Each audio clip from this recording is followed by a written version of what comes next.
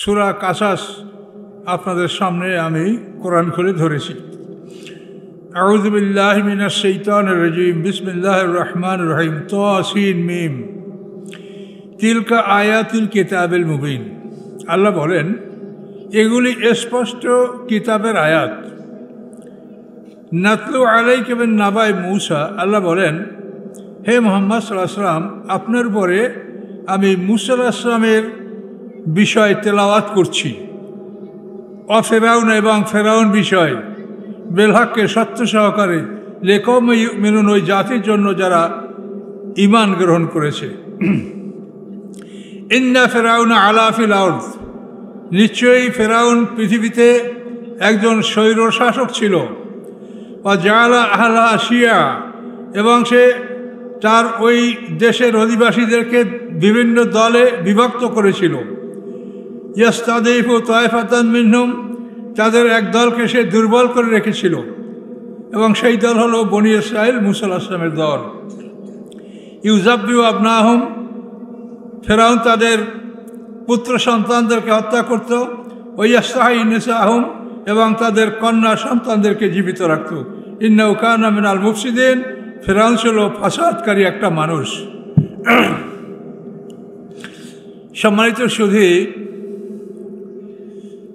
মূসা আলাইহিস সালাম আল্লাহর পয়গম্বর, তিনি প্রথম রাসূল। কোরআন মজিদে তার নামটা 136 বার আসছে। কোনো নবী রসুলদের নাম কোরআন পাকে এত বেশি বার আসেনি। আমাদের নবী মুহাম্মদ সাল্লাল্লাহু আলাইহি ওয়াসাল্লামের নাম আসে মাত্র 5 বার। ঈসা আলাইহিস সালামের নাম আসে 25 বার। ইব্রাহিম আলাইহিস সালামের নাম আসে 69 বার। শুধু মূসা আলাইহিস সালাম এমন একজন পয়গম্বর যে তার নামটা কোরআন মজিদে 136 বার এসেছে। সম্মানিত সুধী, এই মূসা আলাইহিস সালাম সম্পর্কে সামান্য কথা আপনাদেরকে বলবো। রাত্র গভীর, আপনারা যদি ধৈর্যহারা না হন, তো অল্প সংখ্যক লোক আছেন যাদের প্রতি আল্লাহ রহমত করেছে, তারাই আছেন। তো আপনারা ধৈর্য সহকারে কিছু সময় কথা শোনার চেষ্টা করুন। মূসা আলাইহিস সালাম ফেরাউন সম্প্রদায় মিশরে জন্মগ্রহণ করেছে। এই মিশরে ফেরাউন প্রায় 350 বছর রাজত্ব করেছে। তো এই মিশরের ফেরাউন স্বপ্নে দেখে যে বাইতুল মুকাদ্দাস থেকে একটা আগুন জ্বলে উঠেছে, সেই আগুনটা পুড়ে এসে মিশরে পড়েছে এবং ফেরাউন বংশের সমস্ত বাড়িঘরগুলি জ্বালিয়ে দিয়েছে। কিন্তু বনী ইসরাইলদের কোনো বাড়িঘরের ক্ষতি করে নাই। এই স্বপ্ন দেখার পরে ফেরাউন দরবারের যারা গণক ছিল, স্বপ্নতত্ত্ববিদ ছিল, তাদেরকে জিজ্ঞাসা করলো যে আমার এই স্বপ্নের অর্থ কী। তখন তারা বলল যে আপনার স্বপ্নের অর্থ যে বনী ইসরাইলদের ভিতরে একটা পুত্র সন্তান জন্মগ্রহণ করবে, সেই সন্তানের হাতে আপনি এবং আপনার বংশধর সব ধ্বংস হবে। এই কথা শোনার পরে ফেরাউন সিদ্ধান্ত নিল যে বনী ইসরাইলদের কোনো পুত্র সন্তানদেরকে জীবিত রাখা হবে না। বনী ইসরাইলদের নারীদের সামনে পাহারাদার নিয়োগ করা হলো যে পুত্র সন্তান হলেই তাদেরকে হত্যা করা হবে। এইভাবে ফেরাউন বনী ইসরাইলদের পুত্র সন্তানদেরকে হত্যা করতেছিল, কন্যা সন্তানদেরকে জীবিত রাখতেছিল। বহুকাল এরকম হওয়ার পরে ফেরাউনের মন্ত্রী পরিষদ তারা ফেরাউনকে বলল যে বনী ইসরাইলের এই পুত্র সন্তানদেরকে যদি এভাবে হত্যা করা হয়, তাহলে এই দেশের কাজকর্ম কারা করবে? নিম্ন শ্রেণীর কাজ যেগুলি, সেগুলি কারা করবে? সেগুলি তো আমাদের করতে হবে। কাজে বনী ইসরাইলদের সকল শিশুকে হত্যা করা যাবে না। তখন ফেরাউন সিদ্ধান্ত নিল যে 1 বছর বনী ইসরাইলদের পুত্র সন্তানদেরকে হত্যা করা হবে, আর 1 বছর হত্যা করা হবে না। তো আল্লাহর এমন কুদরত, যে বছর বনী ইসরাইলদের সন্তানদেরকে হত্যা করা হবে, সেই বছর আল্লাহ তাআলা মূসা আলাইহিস সালামকে পৃথিবীতে নিয়ে আসলেন। মূসা আলাইহিস সালাম জন্মগ্রহণ করলেন। তার কারণ আল্লাহ তাআলা সারা পৃথিবীর মালিক, তিনি কি ফেরাউনকে ভয় করেন? তো এই জন্য আল্লাহ যে বছর বনী ইসরাইলদের সমস্ত পুত্র সন্তান হত্যা করার মিশন ছিল, সেই বছরই মূসা আলাইহিস সালাম ভূমিষ্ঠ হলেন। মূসা আলাইহিস সালামের মায়ের নাম ইয়ারকা বা লুখা, পিতার নাম ইমরান।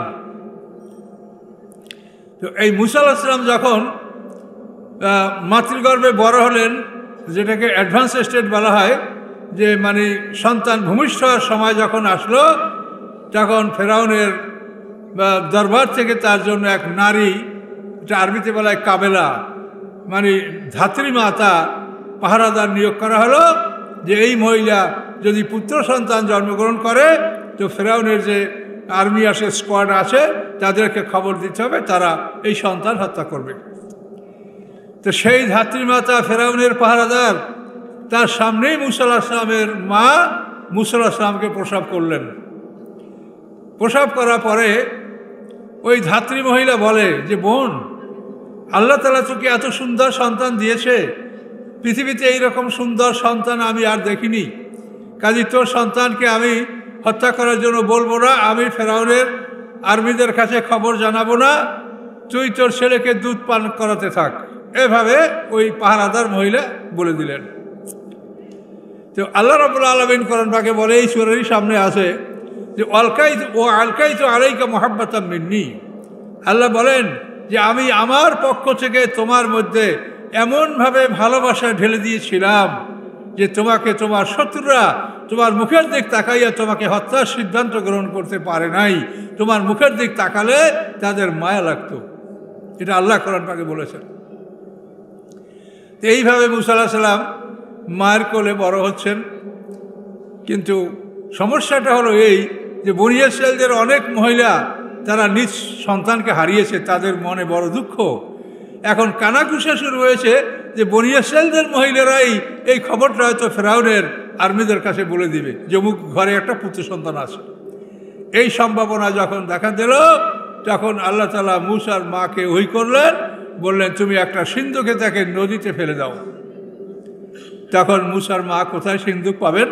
এক মিস্ত্রির কাছে গেলেন, কাঠ মিস্ত্রি, যা বললেন যে আমাকে একটা সুন্দর ওয়াটারপ্রুফ সিন্ধুক করে দিতে হবে। কি করবা তুমি? কারণ এটার মধ্যে আমি একটা সন্তানকে নদীতে ভাসাবো। তখন মিস্ত্রি বুঝতে পারলো যে এই মহিলা বনী ইসরাঈল এবং তার ঘরে পুত্র সন্তান আছে। তখন এই মিস্ত্রি চিন্তা করলো যে তোমার কাছে আমি সিন্ধুক বিক্রি করে কয় টাকা পাবো? আমি যদি ফেরাউনের আর্মিদের কাছে এটা বলতে পারি যে আমি বড় পুরস্কার পাবো। তখন ওই মিস্ত্রি ফেরাউনের আর্মিরা যে তাদের যে ঘর, তাদের যে অফিস, সেখানে গেল। যাওয়ার পরে এখন বলবে যে অমুক মহিলা তার কাছে পুত্র সন্তান আছে, সে সন্তান নদীতে ভাসিয়ে দেওয়ার জন্য আমার কাছে সিন্ধুক তৈরি করার জন্য এসেছে, এটা সে বলবে, কিন্তু ভিতরে ঢোকার পর আর কথা বলতে পারে না। এখন অস্থির হয়ে গেল যে কি ব্যাপার, আমি ভালো মানুষ, আমি সবসময় কথা বলতে পারি, এখন কথা কোথায় গেল আমার? কথা বলতেই পারে না, জোর করে ও করতেছে, খালি ও করতেছে। তা আর্মিরা বলে, এই ঘাট ধাক্কা দিয়ে বাইর কর, শালা কোথার পাগল ঢুকছে, এটাকে হটা, এখান থেকে বাইর কর। ধাক্কা দিয়ে হটাই দিল। বাইরে আসার পরে সে আবার ঠিকই ভালো কথা বলতে পারছে। তখন চিন্তা করলো যে আমার যেন কি অসুখ হয়েছিল বা রোগ ব্যাধি হয়েছিল, আমি আবার ঢুকবো। এবার যখন ঢুকছে, ঢোকার পরে কথাও বলতে পারে না, চোখেও দেখে না। তখন আর্মিদের সামনে ও করতেছে, তখন শালাকে পিটা, ওরে একবার ধাক্কা দিয়ে বাইর করছি, আবার ঢুকছে, শালা কোথার পাগল, পিটা। তো কাচ্ছা মতো পিটাইয়া ওকে বাইর করে দিল। এখন বাইর করে দিয়েছে, এখন কথাও বলতে পারে না, চোখেও দেখে না। তখন এই অবস্থা সে আল্লাহর কাছে ওয়াদা করলো যে আল্লাহ, আপনি যদি আমাকে ভালো করে দেন তো আমি মূসার মায়ের বিরুদ্ধে আর আমি কারো কাছে কিছু বলবো না। এই প্রতিশ্রুতি যখন আল্লাহর কাছে দিল, তখন আল্লাহ তাআলা তার চোখ মুখ ভালো করে দিল। এইভাবে সে মূসার মায়ের জন্য সিন্ধুক তৈরি করে দিল। এই সিন্ধুকে মূসার মা ইয়ারকা লুখা সিন্ধুকে নীল নদী তাকে মূসা আলাইহিস সালামকে ভাসিয়ে দিল।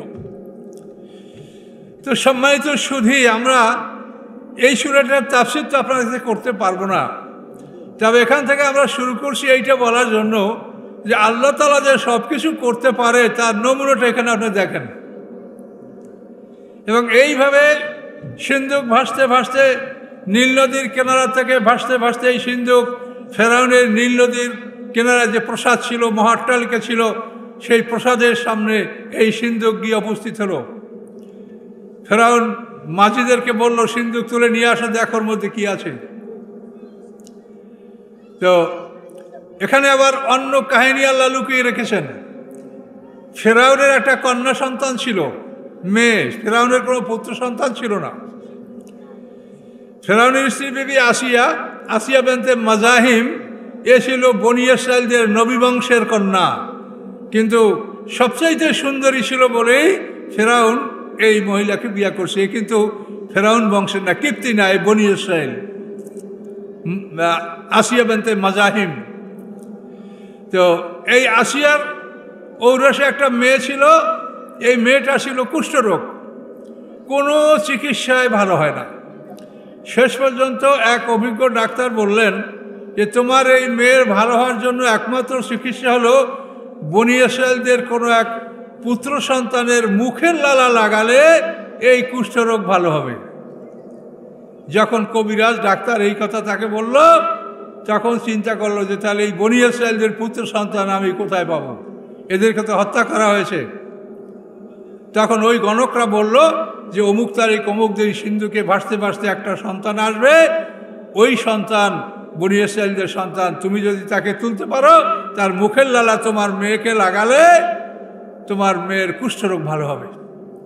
ঠিক দিন তারিখ মতো দেখা গেল এই যে নীলনদ, এই নীল নদীটা, এটার উৎপত্তি স্থল হলো ভিক্টোরিয়া হ্রদ।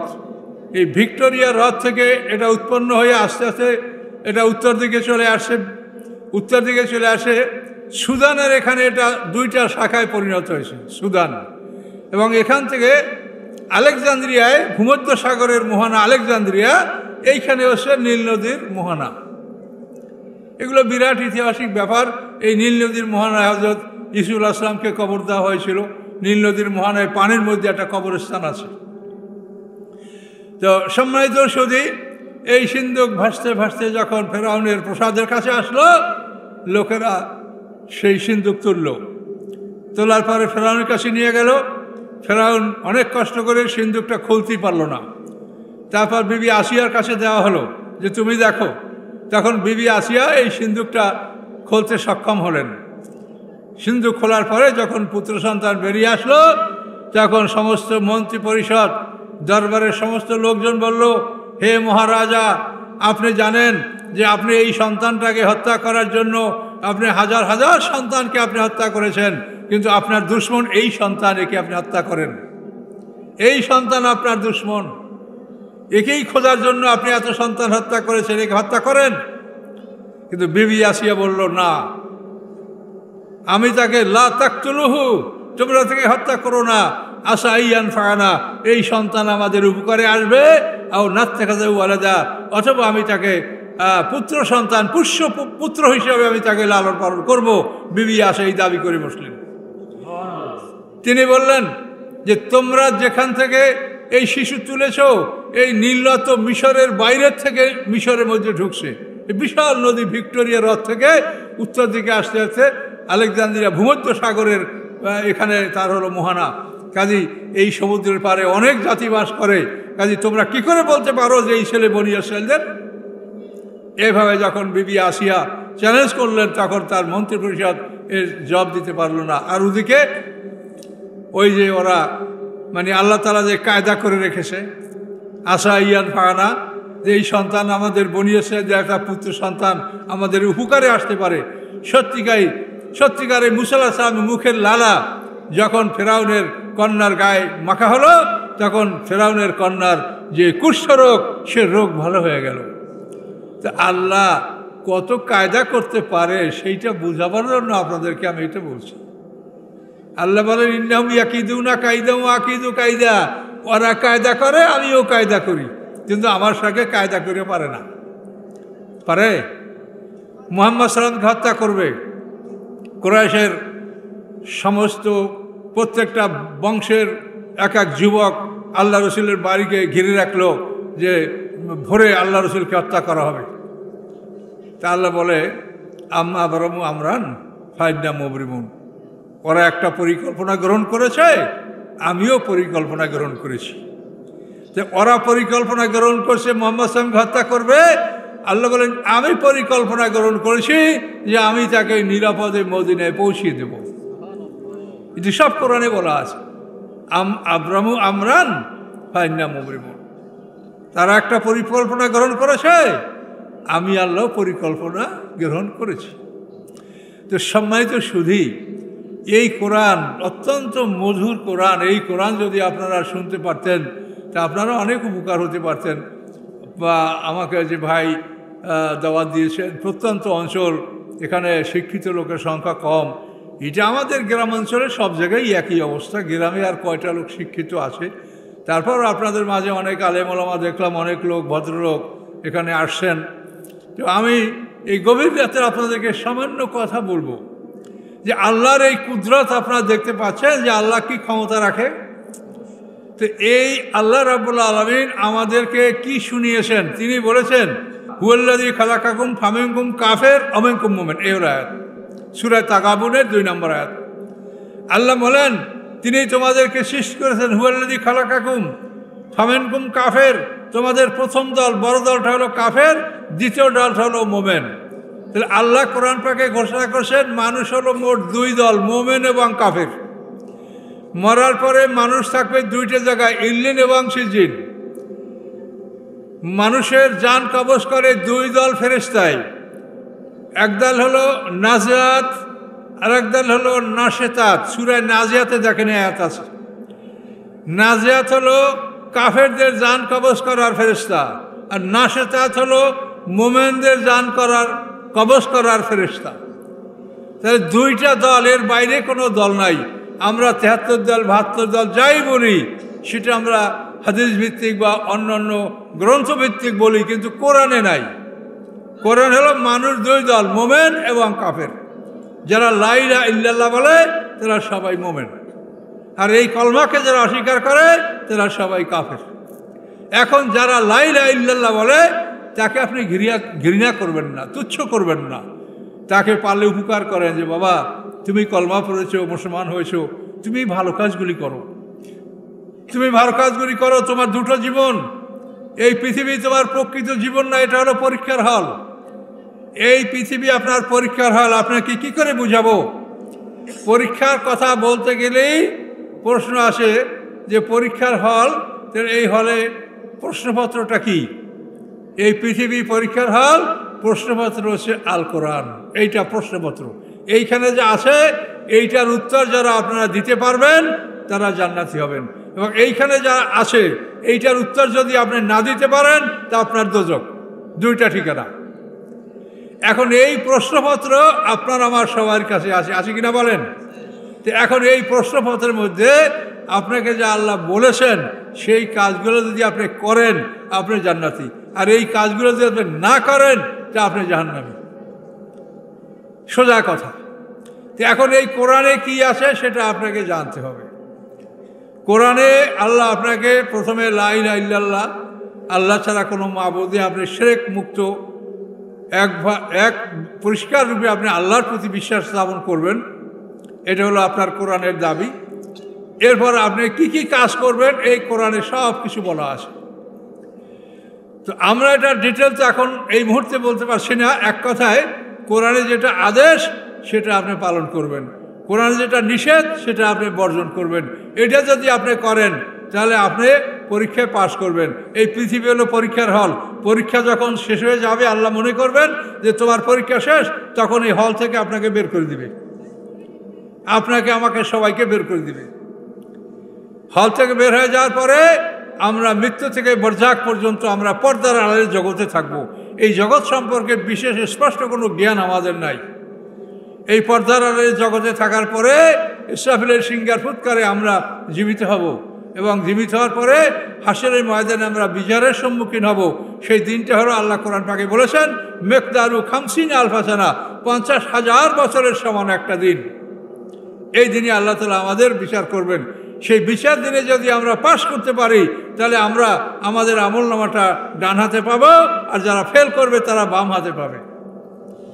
এই তো একটা মানুষের জীবন, পাস এবং ফেল, এবং এটা সব হাসরের ময়দানে 50,000 বছরের সমান একদিন বিচারের হবে। সেই বিচারের দিন এই ফয়সালাটা হবে যে আমরা কি ডান হাতে আমলনামা পাই না বাম হাতে পাই। তো এই জন্য আপনাকে কোরআন অনুযায়ী আমল করতে হবে। এই জীবনটা অত্যন্ত ক্ষণিকের জন্য, অত্যন্ত স্বল্প সময়। এখানে আপনি পরকালের একটা দিন 1000 বছরের সমান, শুধু বিচারের দিনটা 50,000 বছরের সমান। ওইটা বিচার, ও দিনটা আলাদা। বিচার যখন হয়ে যাবে, আমরা জান্নাত জাহান্নাম দুটি স্থানে চলে যাব, তখন ওয়াইন্না ইয়াওমান ইনদা রাব্বিকা কালফি সানাতিন মিম্মা তাউদ্দুন। কোরআন পাক আল্লাহ বলেন পরকালের একটা দিন 1000 বছরের সমান। তো দুনিয়াতে হযরত নূহ আলাইহিস সালাম 1000 বছরের উপরে বয়স পেয়েছে, তাহলে সে একদিন বা একদিন একটু বেশি বয়স পেয়েছে। আমরা কতটুকু বয়স পেয়েছি বলেন? 1000 বছর বয়স পাইলে পরকালের 24 ঘন্টা, 500 বছর বয়স পাইলে 12 ঘন্টা, 250 মানে হ্যাঁ 1000 বছর যদি বাঁচি তাহলে একদিন, পরকালে একদিন 1000 বছর। 1000 বছর দুনিয়াতে বাঁচি তো আমরা একদিন হায়াত পেলাম। 500 বছর করলে আমরা 12 ঘন্টা, 250 বছরে 6 ঘন্টা, 100 বছরে 3 ঘন্টা, 62 বছরে 1.5 ঘন্টা। তাহলে 62 বছর যদি আমরা বাঁচি তো পরকালের তুলনায় মাত্র 1.5 ঘন্টা। এই সময়টুকু যদি আপনি ভালো কাটাতে পারেন, চুরি ডাকাতি জেনা নেশা জুলুম অত্যাচার এগুলির থেকে যদি আপনি বিরত থাকতে পারেন, এই 1.5 ঘন্টা 62 আর বালেক হইতে লাগবে আপনার 15 বছর, এর যোগ করেন 62 আর 72 77, 77.5 বছর যদি আপনি বাঁচেন, তো আপনি পরকালের তুলনায় সময় পাইলেন মাত্র কতটুক? 1.5 ঘন্টা। এই 1.5 ঘন্টার সময় আপনি সবুর করেন, 1.5 ঘন্টার সময় আপনি নিজেকে রক্ষা করেন, মানে সংবরণ করেন, আপনি নিজেকে হেফাজত করেন। এই 1.5 ঘন্টা যদি হেফাজত করতে পারেন, কোটি কোটি বছর আপনি শান্তিতে থাকবেন। এবং এই শান্তিটা এমন শান্তিটা চিন্তা করা যায় না। এই দুনিয়া এখন আমরা বৃদ্ধ হয়ে গেছি, অনেকে আপনারা বৃদ্ধ হয়েছেন, সব সমস্যা, হাঁটুতে ব্যথা, চোখে দেখা যায় না, দাঁতের সমস্যা, এই নানান সমস্যায় জর্জরিত। আর ওখানে আপনি কোটি কোটি বছর বাঁচবেন। কোরআন পাকে পরিষ্কার বলা আছে, আম্মাল্লাযিনা সুইদু ফাফিল জান্নাতি খালিদিনা ফিহা মা দামাতিস সামাওয়াতু ওয়াল আরদ। যারা সৌভাগ্যবান তারা জান্নাতে অনন্তকাল থাকবে। কতদিন থাকবে? আল্লাহ বলেন নূতন আকাশ পৃথিবী সৃষ্টি করা হবে, সেই আকাশ পৃথিবী যতদিন থাকবে ততদিন পর্যন্ত আপনাদের এক একটা মানুষের হায়াত হবে। জান্নাতে যারা যাবে তাদেরও, দোজখে যারা যাবে তাদেরও। কাজে কেন মানুষ এই শয়তানের কুমন্ত্রণায় পড়ে এই 1.5 ঘন্টার জন্য মানুষ আপনাকে পাপের দিকে নিয়ে যাচ্ছে? আপনি নেশা করবেন, আপনি অন্যায় করবেন, আপনি নামাজ পড়বেন না, আপনি জুলুম অত্যাচার করবেন, হ্যাঁ, এসব আপনাকে শয়তানের পরামর্শ দিচ্ছে। তার কারণ শয়তানের ইচ্ছা সে দোজখ ভরে দিবে। শয়তান আল্লাহর সাথে চ্যালেঞ্জ করেছে যে আমি আপনার দোজখ ভরে দেব, আপনি আমাকে কিয়ামত পর্যন্ত হায়াত দান করেন, আমি আপনার দোজখ ভরবো আপনার বান্দাদের দ্বারা। তা আল্লাহ বলছেন তোমাকে সহ আমার পাপী বান্দাদের দ্বারা দোজখ ভরবো, আবার আমি জান্নাতও পরিপূর্ণ করব। এই শয়তান হাসরের ময়দানে, এই শয়তান সম্পর্কে বিচার যখন শেষ হয়ে যাবে তখনকার ঘটনা শুনেন। অকাল শয়তানুল আম্মা কুজিয়াল আমরু ইন্নাল্লাহ ওয়াদাকুম ওয়াদাল হক। বিচার যখন শেষ হবে, বিচার সমাপ্ত হওয়ার পরে জান্নাতীরা সব জান্নাতে ঢুকবে, জাহান্নামীরা জাহান্নামে ঢুকবে।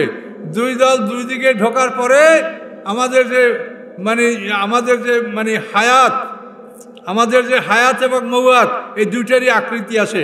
হায়াতের আকৃতি হলো ঘোটকি ঘুড়ি, আর মৌয়াতের আকৃতি হলো দুম্বা। তো জান্নাতে জান্নাতীরা প্রবেশ করবে, জাহান্নামে জাহান্নামীরা প্রবেশ করবে। এরপর জান্নাত এবং জাহান্নামের মাঝখানে একটা দুম্বা হাজির করাবে। এই দুম্বাটা হলো মৃত্যু। হযরত ইয়াহিয়া আলাইহিস সালাম আল্লাহর হুকুমে এই দুম্বাটা জবাই করে ফেলবে, ফলে মৃত্যুর মরণ হয়ে গেল। মৃত্যু মরে গেছে, আর আপনারা কেউ মরবেন না। সকলে বলুন সুবহানাল্লাহ। এইভাবে জান্নাত জাহান্নামের মাঝখানে এই দুম্বাটাকে জবাই করে ফেলা হবে, মৃত্যুর মরণ হয়ে যাবে, আর কোনো মানুষ মরবে না। এইটা হয়ে যাওয়ার পরে জাহান্নামের মধ্যে শয়তানের জন্য একটা আগুনের মেম্বার তৈরি করে দেওয়া হবে। না, এর মধ্যে শয়তানকে আল্লাহ বলবেন, সব লোক জাহান্নামে ঢুকানোর পরে শয়তানকে আল্লাহ বলবেন যে তুই দোজক ভরে দিবি, তো দেখ তো দোজক চক্কর লাগায় দেখ দোজকটা ভরছে কিনা দেখ। তখন শয়তান চক্কর লাগাবে, চক্কর লাগায় বলবে যে দোজকের একটা সিট খালি আছে, সেইটা সবচাইতে কঠিন শাস্তির জায়গা, এই জায়গাটা খালি আছে আর সব জায়গাটা ফিল আপ। তা আল্লাহ বলবেন ওইটা তোমার জায়গা, ওইটা তুমি ঢোকো। শয়তান সেখানে ঢুকতে বাধ্য হবে। সেইখানে ঢোকার পরে আল্লাহ জাহান্নামের ঢাকনা, জাহান্নামের যে উপরের কভার, এটা চাপিয়ে দিবেন। এভাবে জাহান্নামকে আটকিয়ে দেওয়ার পরে আল্লাহ জিজ্ঞাসা করবেন, ইয়াউমা নাকুলুলে জাহান্নামা হালেম তালাতে। আল্লাহ সেই দিন জাহান্নামকে জিজ্ঞাসা করবেন, তোমার পেট ভরেছে ও দোজক, তোমার পেট ভরেছে? জাহান্নাম বলবে অতাকুলু হালমেন মাজিদ। সে বলবে আল্লাহ আরও আছে। তাহলে বোঝা গেল কি যে দোজকের পেট ভরে নাই, কিন্তু কোনো আসামি বাকি নাই, সবাইকে দোজকে ঢুকিয়ে দেওয়া হয়েছে। কিন্তু জাহান্নাম বলছে হালমেন মাজিদ, আল্লাহ আরও আছে কি? তখন আল্লাহ তাআলা কি করবেন? তাফসিরে বলা আছে আল্লাহ তাআলা তার কুদরতি বাম পাখানা এরকম দোজকের চাপে ধরবেন। তখন দোজক কাত কাত কাত করে তিনটা ডাক দেবে, চিৎকার করে বলবে আল্লাহ আমি ফেটে যাচ্ছি, আমাকে ছেড়ে দেন। তখন দোজকের উপর থেকে আল্লাহ তাআলা তার বাম পা এই পাখানা বের করে নিয়ে আসবেন। এরপরে এই জাহান্নামের মধ্যে ইবলিসের জন্য একটা আগুনের মেম্বার তৈরি করে দেওয়া হবে। সেই আগুনের মেম্বারে ইবলিস দাঁড়াবে, দাঁড়ায় ইবলিসের ঘোষণা শোনেন কোরআনে কি বলা আছে, অকাল শয়তানুল লাম্মা কুজিয়াল আমর। শয়তান বলবে যখন বিচার সমাপ্ত হয়ে গেছে, কি বলবে? ইন্নাল্লাহ ওয়াদাকুম ওয়াদাল হক, নিশ্চয়ই আল্লাহ তাআলা তোমাদের সাথে যে প্রতিশ্রুতি দিয়েছে এই প্রতিশ্রুতি সত্য। ওয়াদতুকুম ফাআখলাফতুকুম, আর আমি যে তোমাদেরকে প্রতিশ্রুতি দিয়েছি যে মরার পরে কিছু হবে না, বিচার নাই, জান্নাত নাই, জাহান্নাম নাই, ফাআখলাফতুকুম, এটা আমি তোমাদেরকে সত্যের বিপরীত কথা আমি তোমাদেরকে বলেছি। কিন্তু মা কান আলী আলাইকুম বিল সুলতান, আমার কোনো ক্ষমতা তোমাদের উপরে ছিল না যে আমি জোর করে তোমাদেরকে জাহান্নামে নিয়ে আসবো, জাহান্নামের কাজ করাবো। ইল্লান দাওয়াতুকুম ফাস্তাজাবতুম লি, আমি শুধুমাত্র তোমাকে দাওয়াত দিয়েছি আর তোমরা আমার দাওয়াতে সাড়া দিয়েছো, কিন্তু আমার কোনো ক্ষমতা ছিল না যে জোর করে তোমাদেরকে আমি দোজখে নিয়ে আসবো। এইভাবে শয়তান তার বিবৃতি দিবে এবং বলবে যে তোমরা আমাকে ফালা তালু মুনি আলুমু আনফুসাকুম, তোমরা আমাকে অভিসম্পাত করো না, নিজেদেরকে অভিসম্পাত করো যে তোমরা কেন বিনা দলিলে আমার কথা শুনলে।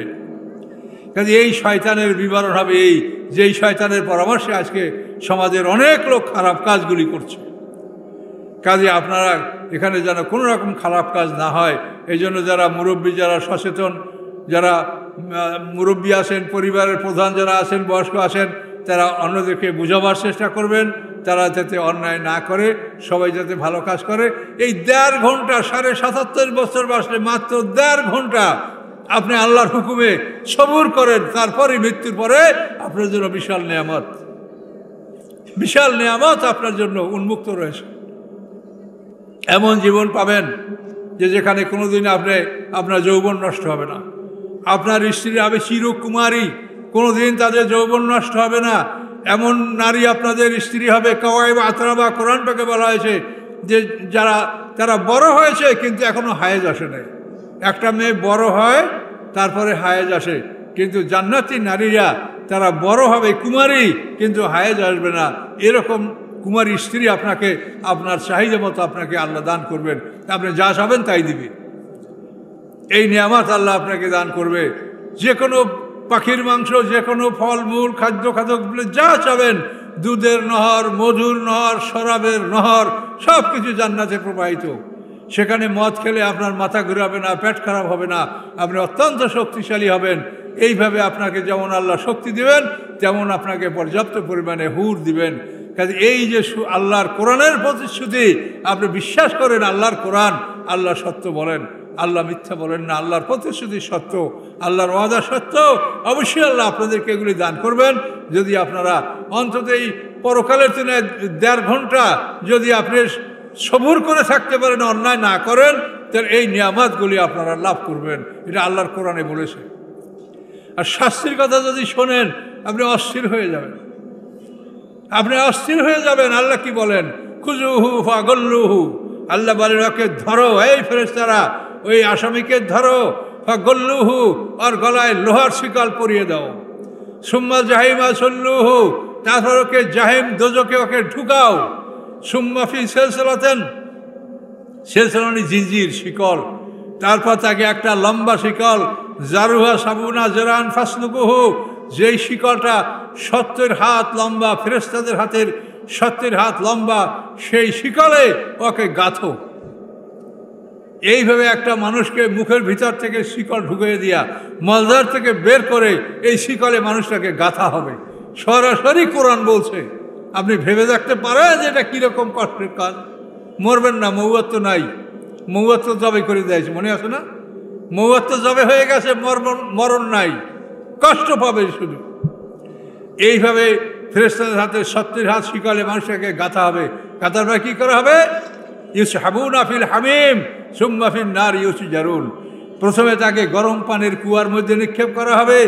সেই কুয়ার মধ্যে ফুটে ফুটে যখন শরীরের সমস্ত চামড়াগুলি গলে যাবে, তখন সেখান থেকে তাকে ডাঙ্গায় তুলে নূতন চামড়া পরানো হবে। সূরা নিসার মধ্যে আল্লাহ বলেন, কুল্লামা নাযাজাত জুলুদুহুম বাদদালনাহুম জুলুদান গায়রাহা লিয়াযুকুল আযাব। যখন তাদের চামড়া গলে যাবে, আল্লাহ বলেন আমি তাকে নূতন চামড়া পরিয়ে দেব। নূতন চামড়া পরিয়ে দিয়ে সুম্মা ফিন নার ইউসজারুন, তারপর তাকে আগুনের কুয়ার মধ্যে নিক্ষেপ করা হবে। সূরা আর রহমানে এই কথাগুলি এরকম বলা হয়েছে, ইয়াতুফুনা বাইনাহা ওয়া বাইনা হামিমিন আন ফাবিআইয়ি আলাই রাব্বিকুমা তুকাযযিবান। যে গরম পানির কুয়া আর আগুনের গর্ত, এই দুটার মধ্যে তার তাওয়াফ চলতে থাকবে। গরম পানির কুয়া থেকে আগুনের কুয়ায়, আগুনের গর্ত থেকে গরম পানির কুয়ায়, এইভাবে শাস্তি দিতে থাকবে শিকলে গাঁথা অবস্থায়। চিন্তা করেন, দুনিয়াতে এই শিকল গাঁথা যাবে না, তার আগে মানুষের মৌয়াত হয়ে যাবে। কিন্তু ওখানে মৌয়াত হবে না, মৌয়াতকে জবে করে দেওয়া হয়েছে। মানুষের দুইটা মরণ, পিছনে একটা মরণ গেছে আর আমাদের সামনে একটা মরণ আছে। এরপরে আর আমরা কোনোদিন মরবো না। ওই মরণের পরে জীবন দেওয়া হবে। সেই জীবনের পরে আর মোমেনেরও মরণ নাই, কাফিরেরও মরণ নাই। কাজে এই ভয়ঙ্কর জীবন আমাদের সামনে শুধু একটা। এর শাস্তির কথা শুনলে আপনি অস্থির হয়ে যাবেন। মাথার উপরে গরম পানি ঢালা হবে। মাথার মধ্যে যে একটা ছিদ্র আছে, ছোট বাচ্চাদের দেখেন না, ড্যাব ড্যাব করে নরম, শ্বাস প্রশ্বাসে নড়ে মাথার তালুতে, ওই ছিদ্রটা আপনার আমার সবারই আছে। ওই ছিদ্র দ্বারা মাথার মধ্যে গরম পানি ঢালা হবে। সেই গরম পানি মাথার ভিতর থেকে ঢুকে রগের ভিতরে প্রবেশ করবে। রগ থেকে সেই গরম পানি হৃৎপিণ্ডের মধ্যে ঢুকবে। হৃৎপিণ্ড যেরকম সারা দেহে ব্লাড সাপ্লাই করে, ওই রকম হৃৎপিণ্ড গরম পানি সারা শরীরে সরবরাহ করবে। এই গরম পানির প্রভাবে ইউসারু মাফি বুতুনিমাল জুলুদ, আল্লাহ কোরআন পাকে বলেন তার পেটের মধ্যে যা আছে তার সব কিছু গলে যাবে এবং তার চামড়া পর্যন্ত গলে যাবে। এই কথা সরাসরি কোরআন পাকে আল্লাহ বলছেন। কোন সাহসে আপনারা অন্যায় করেন সেটা বলেন। আল্লাহর কোরআনের কথা, কোন সাহসে আপনারা অন্যায় করেন? কাজে আপনারা অন্যায় করেন না। এই তাফসীর মাহফিল তারা আয়োজন করেছে অনেক কষ্ট করে। আমি বয়স্ক মানুষ, তারা আমার অনেক বন্ধুবর আপনাদের এখানে আছে, আমার কথা যারা ইউটিউবে শোনেন, আমাকে অনুরোধ করেছে আল্লাহ নিয়ে আসি আপনাদের মাঝে আসি। তা আমি তো আপনাকে কোরআনের কতখানি কথা শোনাতে পারবো বলেন? 30 পারা কোরআন। আমি হালকা কিছু কথা আপনাদেরকে বললাম যে আপনারা অন্যায় কাজটা করেন না। আপনারা নিজে বোঝেন, আপনার বিবেক আছে। চুরি করা যদি ভালো কাজ হইতো, তা চোরে চুরি করিয়ে বলতো যে আমি চোর, আজকে চুরি করেছি। কিন্তু চোর জানে যে এটা খারাপ, এই জন্য তো চোরকে মারলেও স্বীকার করে না যে আমি চুরি করছি। কি ঠিক কিনা বলেন? চুরি ডাকাতি যে না অন্যায় যে করে, হ্যাঁ, কেউ স্বীকার করে যে আমি এটা করছি? কেন করে না? যে ও নিজে জানে যে এটা অন্যায়। তাহলে আপনারা নিজে জানেন যে এটা অন্যায়, কাজে এই অন্যায়গুলো আপনারা করেন না। করলে মহাবিপদে পড়ে যাবেন। শয়তানের পরামর্শ দিয়ে আপনাকে এখন পাপ করাচ্ছে, আর শয়তান আসার সময় কি বলবে? যে আমি তোমাদেরকে মিথ্যা ওয়াদা দিছি, আমার কথা শুনলা কেন? বিনা দলিলে শুনলা কেন আমার কথা? আল্লাহর কথা, প্রত্যেকটা কথা দলিল সহ আল্লাহর কথা বলেন, আর শয়তানের কথার কোনো দলিল নেই। বিনা দলিলের কথা শয়তানের কথা। কাজে এই জন্য গভীর রাত্রে আপনাদেরকে আর কষ্ট দিব না। আমি এই সামান্য কথা আপনাদেরকে বললাম যে আপনারা ভালো মন্দ নিজেরা বোঝেন, যেটা না বোঝেন সেটা যারা জানে তাদের কাছ থেকে জেনে নেবেন। কিন্তু ইন জেনারেল আপনারা ভালো মন্দ আপনারাও বোঝেন যে এইটা ভালো, এইটা মন্দ। কাজে মন্দটা করেন না, ভালোটা করেন এবং এইভাবে সবুর করেন। একজনে মন্দ করে, আপনি দেখে করেন না, তাকে নিষেধ করেন, আপনি ধৈর্য ধারণ করেন। এই মাত্র 1.5 ঘন্টা পার হলেই আপনার মরণ আসবে। মরণের পরে আপনি যদি ভালো অবস্থায় যাইতে পারেন তা আপনি মহা সুখ শান্তির মালিক হবেন। আর যদি আপনি অপরাধী হন তাহলে আপনি এই যে শাস্তির কথা কোরআন থেকে বললাম, এভাবে কোরআন পাকে লোহার মুগুর কথা বলা আছে। লোহার মুগুর দ্বারা মানুষ পিটানো হবে। কি ভয়ঙ্কর কথা! জাক্কুম গাছ খাওয়ানো হবে। জাক্কুম গাছ চেনেন? সেজি গাছ, যেটাকে আপনারা কোনো এলাকায় লাখফেন্নি বলে, ফণি মনসা বলে। যে গাছে খোসা দিলে কষ বাইর হয়, 3 শিরা কাটা কাটা গাছ। এরা কোনো পশুতে খায় না, অনেক সময় মানুষের বেড়া দেওয়ার জন্য এটা ব্যবহার করে। এই গাছটাকে আপনারা কি গাছ বলেন? লাখফিন্নি, ফণি মনসা, সেউজ গাছ। এই সেউজ গাছ, এই গাছ জাহান্নামীদের খোরাক। ইন্না সাজারাতা জাক্কুমে তো আমুল আসিম, যেই গাছের কষ গায়ে লাগাইলে চামড়া পুড়ে উঠে যায়, এইটা আপনার জাহান্নামীদের খোরাক। এগুলো চিবিয়ে চিবিয়ে পেট ভরে খাবে। এমন ক্ষুধা লাগবে যে পৃথিবীর গাছপালা যা পাই তাই খাবো। তখন এই শেষ গাছ তাদেরকে খেতে দেওয়া হবে, ঘাস ঘাস করে এগুলো সব গিলবে।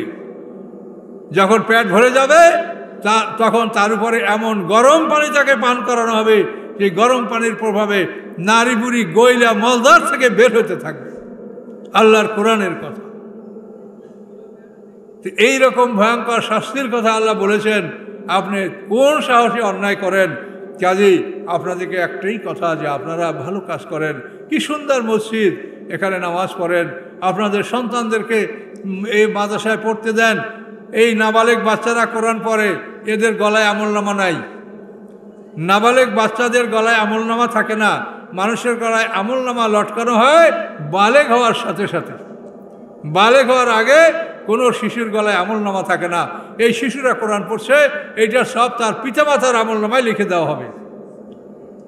আপনি নিজে তো কোরআন শিখতে পারেন নাই, কিন্তু এই যে একটা লাভ আপনার জন্য, কত সুযোগ আল্লাহ করে দিয়েছেন যে তোমার নাবালেগ বাচ্চা কোরআন পড়বে, এই সবটা পিতামাতার আমলে আল্লাহ লিখে দেবেন।